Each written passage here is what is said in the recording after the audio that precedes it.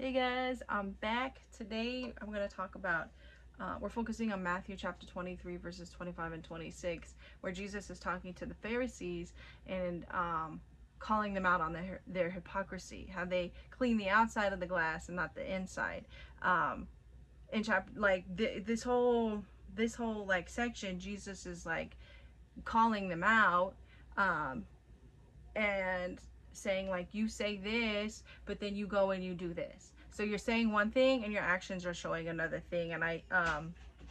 And like in the previous chapter, the Pharisees are like talking, and they're like, oh, he silenced the scribes, but they're dumb, we're smarter than them, let's test him and see if we can get him to mess up. And it's like, it's Jesus, it's God in the flesh. You can't trick him, you can't fool him. He's gonna answer your question before you even have a chance to speak it. Like, don't even try. But they try because they're very prideful. And so this study was kind of just rolling around in my head. I think sometimes as Christians we can be a little legalistic. I think a lot of like church hurt comes from like, people are like, oh, Christians are judgmental, and I think, yeah, we can be. And you know, we need to be careful that it's coming from a place of love when we're correcting and when we're edifying. And even when it does come from a place of love, sometimes like that person is just not ready to receive it. But we need to be careful that we're not just focusing on the outside. I think there's a lot of sins that people can see, but there's a lot more that people can't see. Like, what is the root cause of that problem? That is what we need to be like looking at and focusing on. And it's like, oh, well, you act this way because really you're afraid of getting hurt, or you judge people for the things that you're actually doing in your life. And so again, like, stop cleaning the outside of the glass and making yourself appear to be perfect and holy and righteous. And I go to church and I wear, I dress, and my dress is the longest dress, and there's no skin or what, like no tattoos, no piercings, or whatever. You give the appearance of looking, oh, holy and righteous, but inside you're filthy. Like, we're newsflash, we're all filthy, we're all sinful, we all have work that we need to do. And I think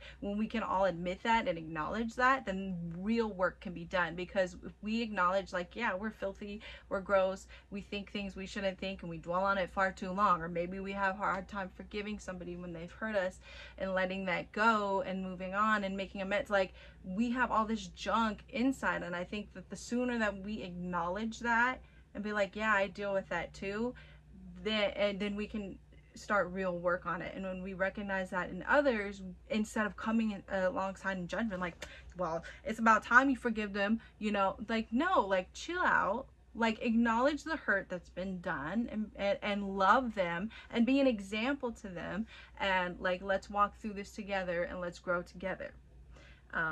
And so sometimes we can come across as the Pharisees and the Sadducees, and let's just read what God's word says about that. So Matthew 23, we'll start at verse 23, and we're going to read to verse 28.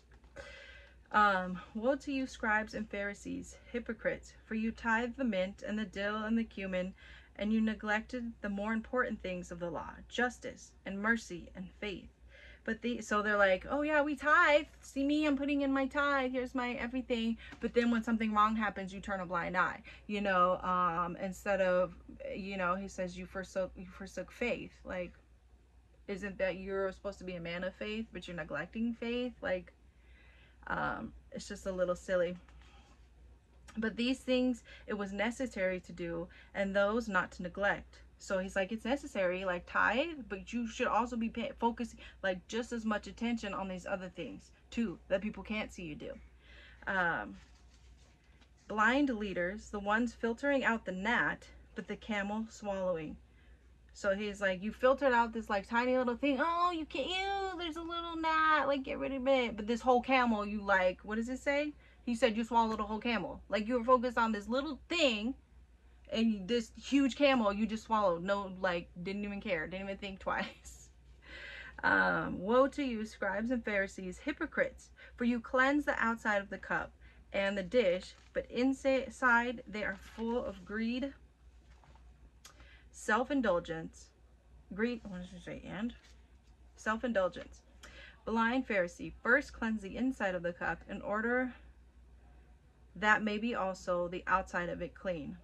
So he's like you're focusing on looking good on the outside, but inside you're filthy and disgusting, and so whatever is coming out of you is also filthy and disgusting. But if you want to be clean, you got to do the inside work, you know, the important things, the forgiveness, the loving, the like humble yourself before the Lord, admit that you have problems, that you have issues. Lord, make me more like you. When you put in that internal work, then what comes out of you is going to be love. What comes out of you is going to be grace. And you are going to correct people, but you're going to do it in love, because you come from a place of humbleness, of brokenness, where you were once that person and the Lord had to break you, and you know that this person needs that work done, but you're going to love them through it instead of like, right? Like the stupid Pharisees.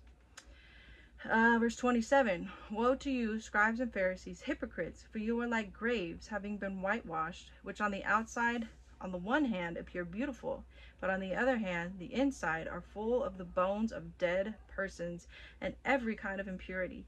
We're gonna stop there. So he's saying, like, you look great on the outside, but on the inside, like, you're full of dead bones and like filth and gross stuff. Like, do better.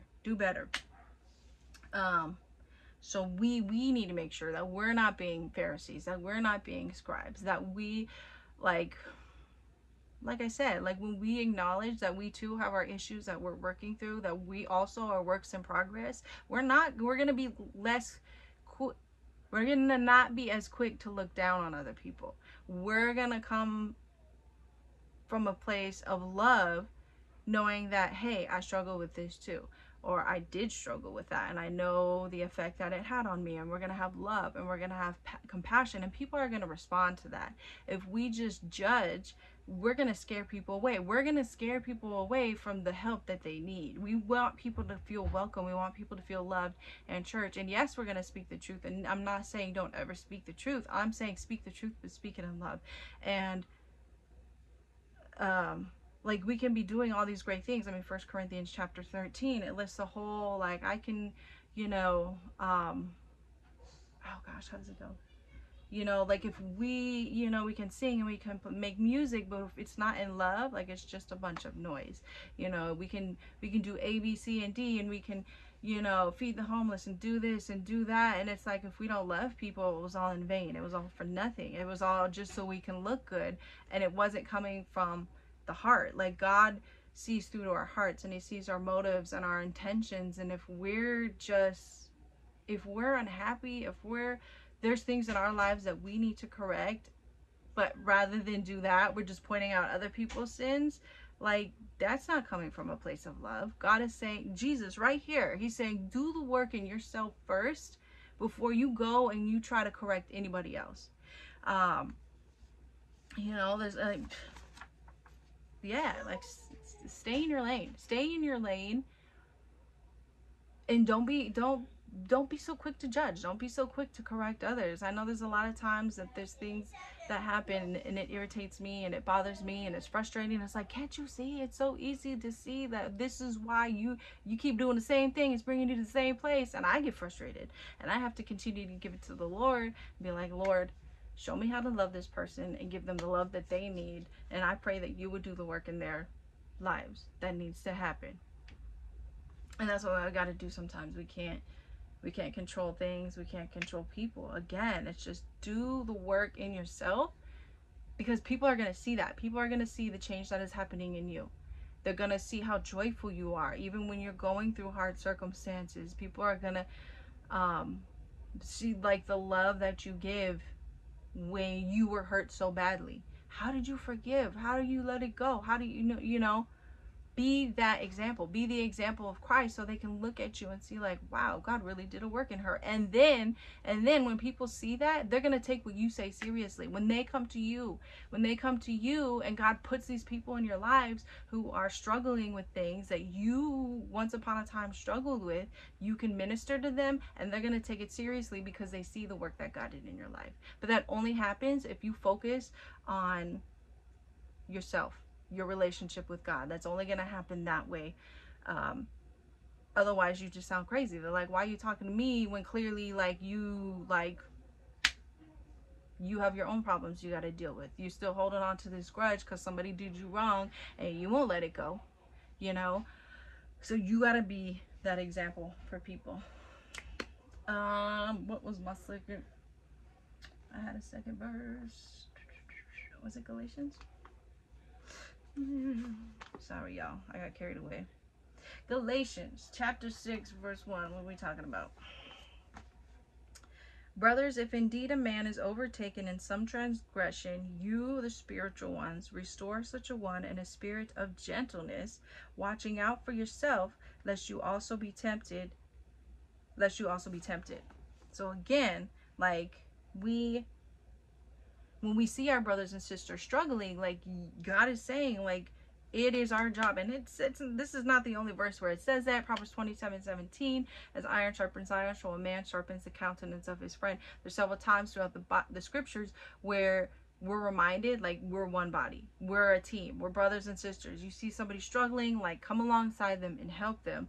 But also, like, you do it in gentleness, do it in love.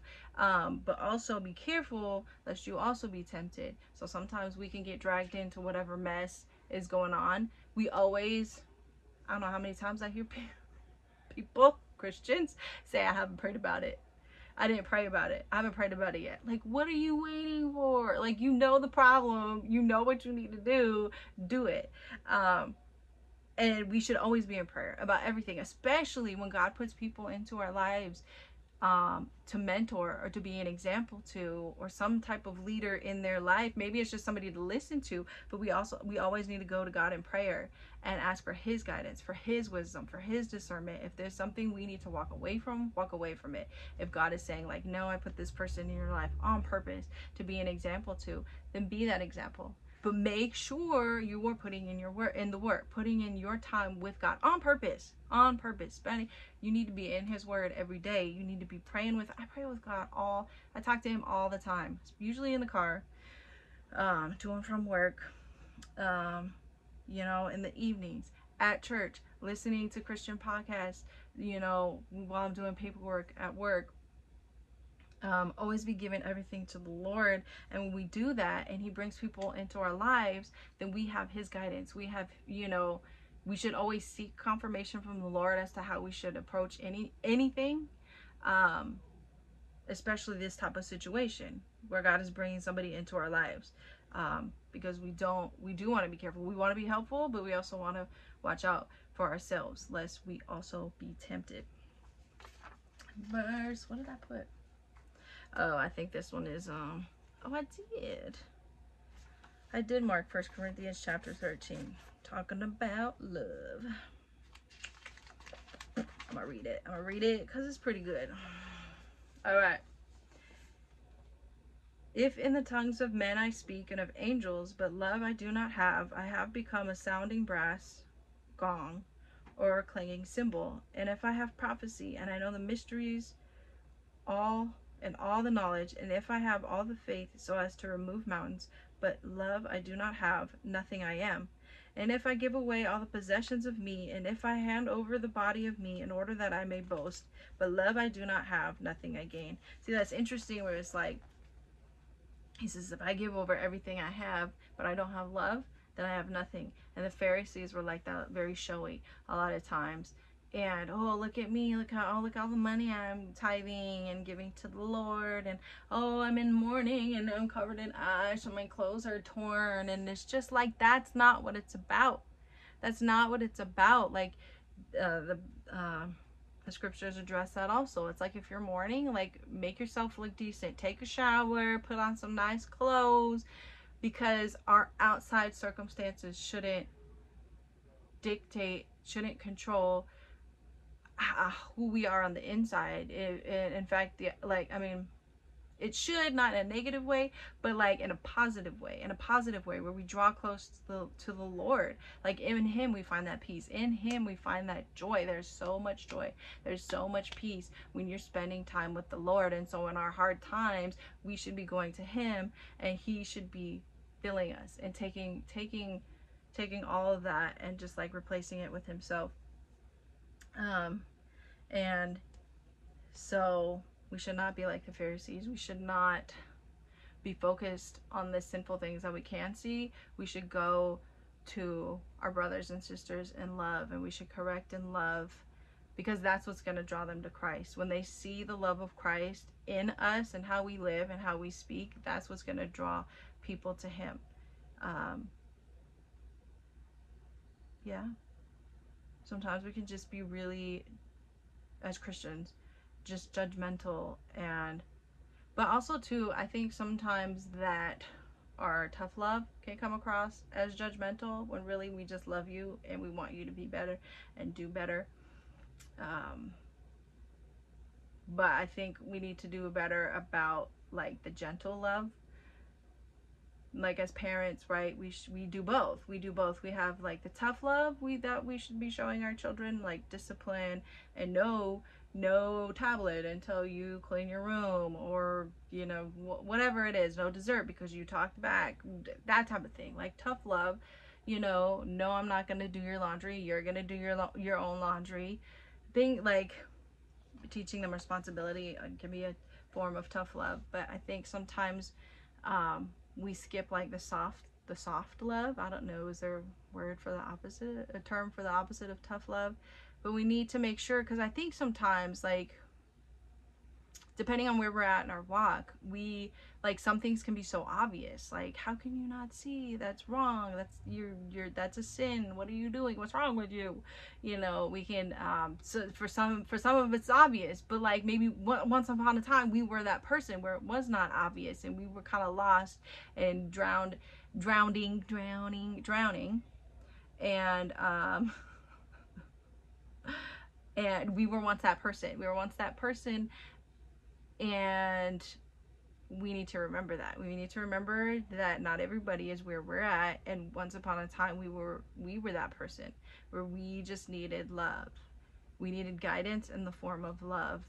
And we need to remember that, because the tough love can kind of scare people away.